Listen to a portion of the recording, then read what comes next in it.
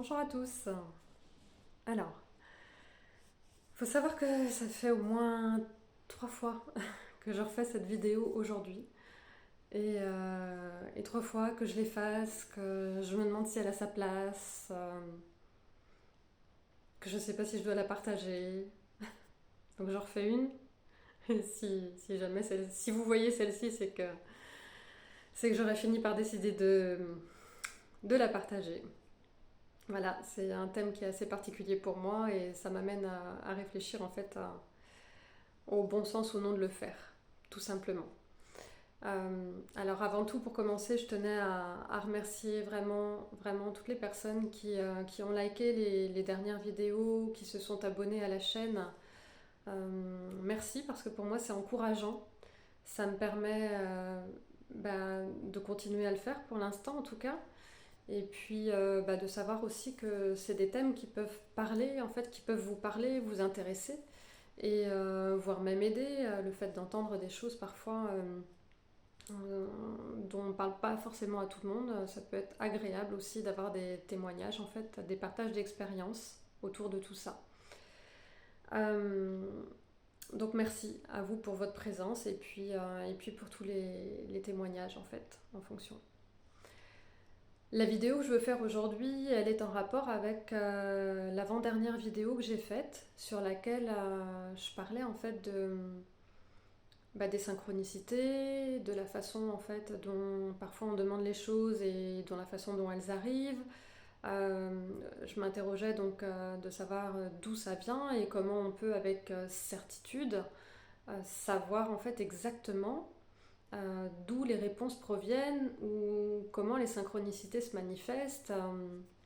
Voilà, je pense qu'il y a des choses dont on est témoin avec évidence et là on ne peut pas le renier parce que c'est là et c'est juste incroyable. Mais par contre, savoir exactement d'où ça provient, là ça laisse quand même libre cours à beaucoup de possibilités. Et sur l'avant-dernière vidéo, je parlais de ça et puis j'évoquais en fait les défunts sans partir dans les détails. Et suite à ça, une personne a laissé un commentaire que j'ai trouvé très beau et très fort d'ailleurs, parce que c'est une personne qui a pu en fait évoquer une forme de deuil, mais tout en arrivant à parler de gratitude. Et j'ai trouvé que ça ramenait vraiment une force de caractère importante. Et ça m'a ramené, moi, à une propre histoire en fait par rapport à ça. Et je peux vous dire que j'ai vécu un deuil il n'y a pas si longtemps que ça, et j'étais loin d'être dans la gratitude. J'ai été très en colère, très triste, très affectée pendant longtemps. Donc quand je lis quelque chose comme ça, je me dis waouh, quelle force et, et certainement quelle foi. Il y a une question de foi en fait derrière ça importante qui aide. On dit quand même assez souvent que les personnes qui ont la foi en quelque chose ou en quelqu'un traversent les épreuves avec plus de facilité, et j'ai eu un petit peu ce sentiment-là en fait concernant ce commentaire. Et pourtant, je suis la première à croire en beaucoup de choses et à vivre beaucoup d'expériences, mais pour le coup, ce deuil-là, il m'a été très difficile à faire. Bon, j'ai un rapport avec la mort qui est assez particulier, puisque même si j'ai cette pensée qu'on est énergie et que l'énergie va se transformer, on peut toujours après peut-être derrière se connecter à la personne, j'ai vraiment du mal à accepter le départ de personnes. Ça me touche profondément. Euh, Ça peut me toucher aussi profondément même quand c'est pas de mon côté personnellement. Je suis très affectée si je vais à un enterrement, même de quelqu'un que je connais très peu, de voir la souffrance des autres, c'est difficile pour moi. Euh, donc là, ce que je vais vous partager, c'est une expérience qui est personnelle, en lien principalement avec un décès. Donc voilà, après, libre à vous d'écouter cette vidéo ou pas.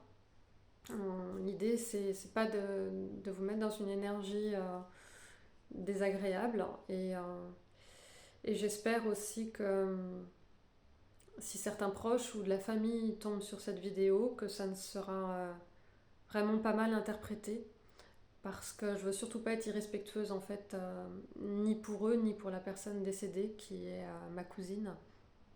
Je pense que tout le monde sait, enfin, tous ceux qui me connaissent savent à quel point c'est quelqu'un voilà, que j'aimais vraiment profondément et que je respectais beaucoup. Donc il n'y a aucune mauvaise intention en fait pour moi derrière ce partage. Mais c'est vraiment dans l'idée en fait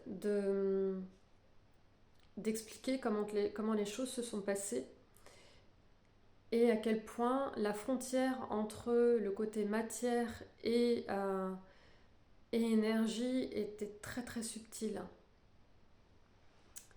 Ma cousine est décédée, donc ça va bientôt faire 2 ans.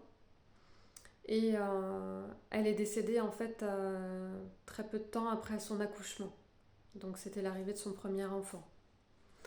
Donc c'est venu toucher beaucoup de cordes sensibles chez moi, déjà par son décès.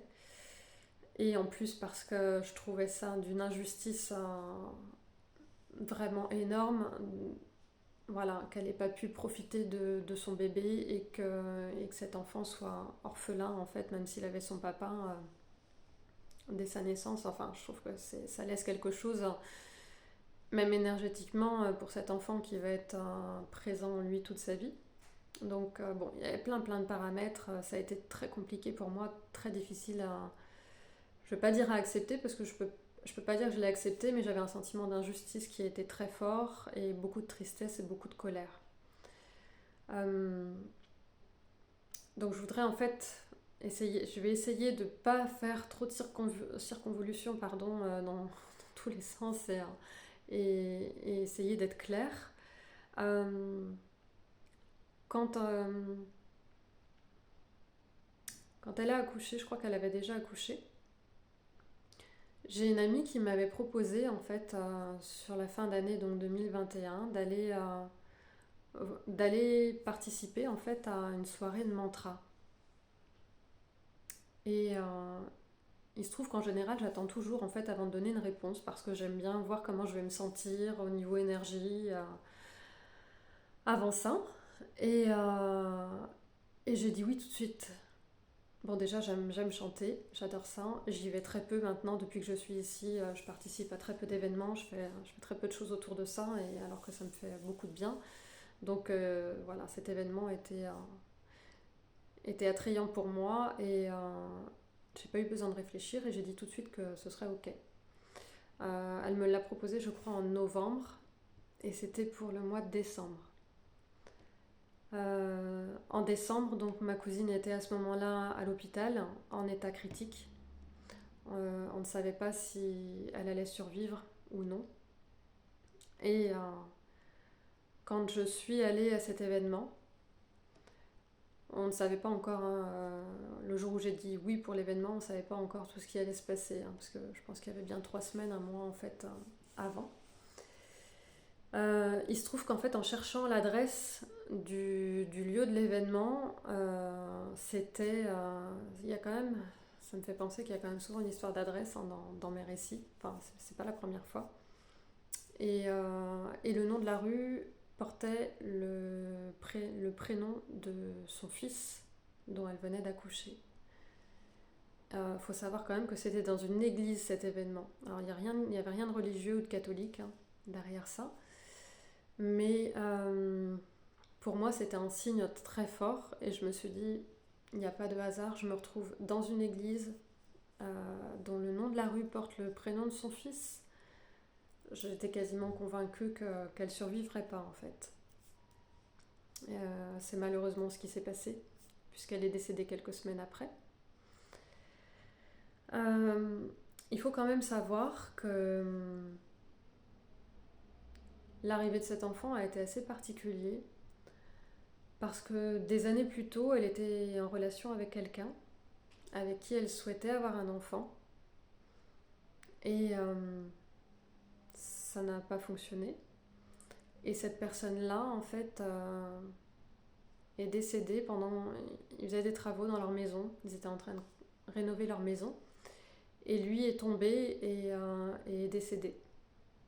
Donc autant vous dire qu'elle a mis un certain nombre d'années à s'en remettre. Plusieurs années plus tard, elle rencontre quelqu'un. Donc c'est avec lui qu'elle a eu cet enfant-là. Et il se trouve que cet enfant est né le jour du décès de son ex-compagnon.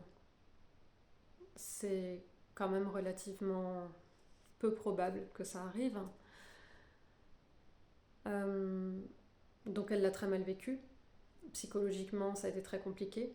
La grossesse était déjà une grossesse à risque. C'est une personne qui avait beaucoup de problèmes physiques.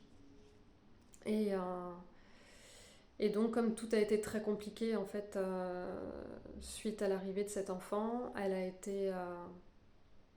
s'est retrouvée en maison de repos, sous médicaments, avec un dosage quand même assez fort. Ce qui fait que son corps n'a pas supporté. En fait, son corps était déjà fragilisé, la grossesse était à risque, l'accouchement, le surplus de médicaments, tout fait qu'en fait, voilà, elle n'a pas pu supporter tout ça, malgré une grande volonté, parce qu'elle avait vraiment décidé de vivre. Et elle le disait clairement. Et donc, elle est décédée. Je vous raconte un petit peu l'histoire pour vous montrer toutes les synchronicités qu'il y a pu avoir autour de ça. Et pourtant, c'est une histoire que je trouve assez sombre à partager et que j'arrive aujourd'hui à partager, alors avec une émotion certaine que peut-être vous ressentez, mais que j'arrive à partager. On va dire qu'il y a un an, ça aurait été impossible pour moi d'en parler de cette façon-là. Ouais, j'étais beaucoup trop émotive en fait. Donc voilà pour l'aparté. Il se trouve qu'au entre décembre et janvier l'année dernière, j'ai eu la chance en fait de pouvoir me retrouver en Australie pendant un mois. Et, en fait pendant ce voyage-là, ça tombait en fait sur la date, le premier anniversaire de son décès. Alors c'est assez étrange de dire une date d'anniversaire de décès, je ne sais pas trop comment appeler ça. Et donc la veille, déjà il y avait un gros décalage horaire, je pense à elle depuis un petit moment, et il se trouve que la personne chez qui j'étais en plus, le même mois, vivait également en fait le décès d'un de ses cousins qui était décédé lui un an avant ma cousine. Donc ça je le savais déjà avant d'y aller. Donc voilà, c'est quand même assez particulier en fait comme ambiance. Et donc la veille de ce premier anniversaire de décès, je suis dans un parc avec un groupe de personnes et je décide d'aller faire un petit tour. J'avais besoin de m'isoler parce que la présence de ma cousine était très forte et j'avais besoin de me recueillir en fait en nature et penser à elle en fait, tout simplement lui envoyer mes pensées aussi. Et il se trouve que je me suis retrouvée en fait à 1 mètre, ouais, peut-être même pas 1 mètre, je sais pas, d'un bébé hibou ou d'un bébé chouette, je sais pas ce que c'était. C'était magnifique, c'était d'une émotion vraiment très très forte. On s'est regardé pendant longtemps. Il bougeait pas, alors il me regardait, il bougeait un petit peu comme ça, mais en plein jour, c'est quand même pas commun. Bon, l'émotion a été puissante, forcément. Les larmes sont montées immédiatement parce que c'était tellement symbolique en plus de sa personnalité à elle. Donc ça a été un premier événement.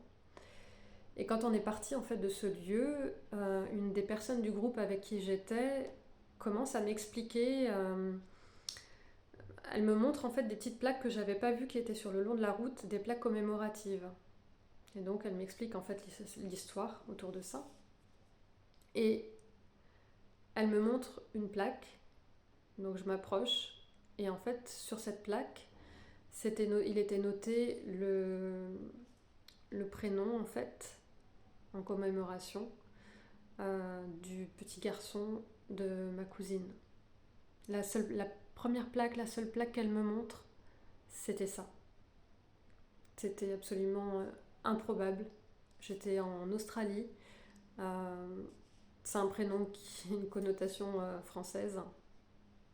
Donc, ça a été très très fort pour moi. Voilà. Et si je vous partage ça, en fait, c'est pas simplement pour vous partager mon émotion ou ce qui s'est passé, en fait, dans ma vie à ce sujet-là. C'est pour vous montrer à quel point il y a des concordances, des synchronicités, des coïncidences, je ne sais pas, des choses qui sont très déroutantes. Et je ne sais pas d'où ça vient. Je suis pas sûre qu'on puisse le savoir, je suis pas sûre que quelqu'un puisse le savoir non plus. Mais il se trouve que c'était là.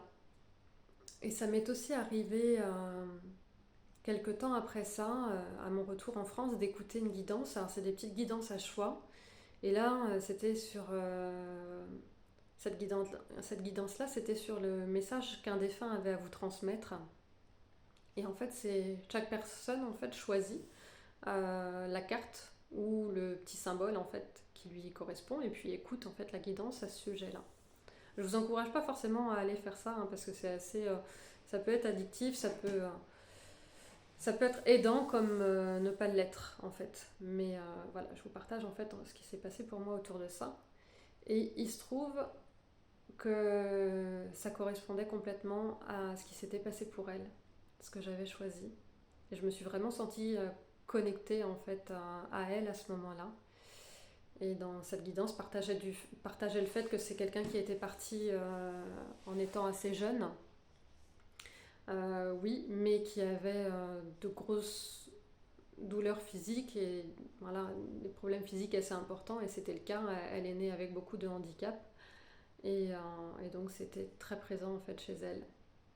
Il y avait certainement d'autres choses, mais c'est ce qui me vient là en fait en souvenir. Et je me dis ça fait à peu près, ça fait moins d'un an là que je l'ai écoutée celle-ci, mais c'est vraiment en fait ça qui m'était resté principalement.